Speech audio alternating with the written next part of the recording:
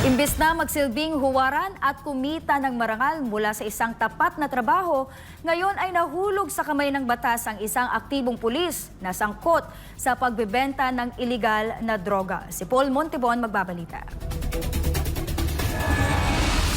Sa food chain na ito sa bahagi ng Rojas Boulevard sa Pasay City, nagkabulagaan ang mga operatiba ng District Drug Enforcement Unit, Southern Police District at target ng buy-bust operation. Ang suspect, isang aktibong pulis na naka-assign sa Angeles City Police Station, Central Luzon. Modus nito ang magbenta ng iligal na droga, pero bahagi pa ng investigasyon kung saan kinukuha ng police suspect ang nasabing droga. Sa nasabing operasyon, kinilala ito na si Police Corporal Michael Mones Buyan, lalaki, 37 anyos, may asawa at nakatira sa Pangasinan. Ayon sa pulisya, itinuturing na isa sa mga high-value individual si Buyan na nahaharap sa kasong paglabag sa Section 5 at Section 11 sa ilalim ng Article 2 ng Republic Act 9165 o Comprehensive Dangerous Drugs Act of 2002. Kakasuhan rin si Buyan dahil sa paglabag sa Republic Act 10591 o Comprehensive Firearms and Ammunition Regulation Act at sa Omnibus Election Code sa gitna ng umiiral na nationwide gun ban. Bukod sa mga drug items, nakumpiska rin kay Buyan ang iba pang non-drug items gaya ng buy-bust money, black sling bag na may lamang Android phone, Oppo cellular phone, holster, Glock 17 na may serial number na PNP 04358, magazine na may lamang 14 na live ammunition, weighing scale, posas, PNP ID at iba pa. Agad na isa sa ilalim sa inquest proceedings ang police suspect para sa dagdag na impormasyon sa kinasasangkutan nitong kaso. Bigupang nakapagbigay ng pahayag ang pinuno ng PNP Police Regional Office 3 at kasalukuyang tagapagsalita ng PNP na si Police Brigadier General Jean Fajardo. Bagamat sa ilalim ng umiiral na batas ay mahigpit ang babala ng PNP sa mga tauhan nito na mananagot ang sinumang masasangkot sa iligal na droga. Hindi lamang ito ang unang beses na nasangkot ang ilang kapulisan sa iligal na gawain. Kasama na ang kidnapping, robbery with homicide, rape at marami pang iba. Ang pagkakasangkot ng isang aktibong miyembro ng PNP sa bentahan ng iligal na droga ay nagbigay diin sa patuloy na pagsubok sa integridad ng mga alagad ng batas. Sa kabila ng mga pagsusumikap na itaguyod ang kaayusan at kaligtasan sa bansa, may mga pagkakataon ang mga miyembro ng ahensya mismo ay mahihirapan sa pagtupad sa kanilang mga tungkulin. Habang isinasagawa ang mga kinakailang proseso at investigasyon, patuloy ang pagtingin ng publiko sa kung paano ang mga kasong tulad nito ay matutugunan para mapanatili ang kredibilidad at tiwala sa mga institusyong may tungkuling mapanatili ang kaayusan.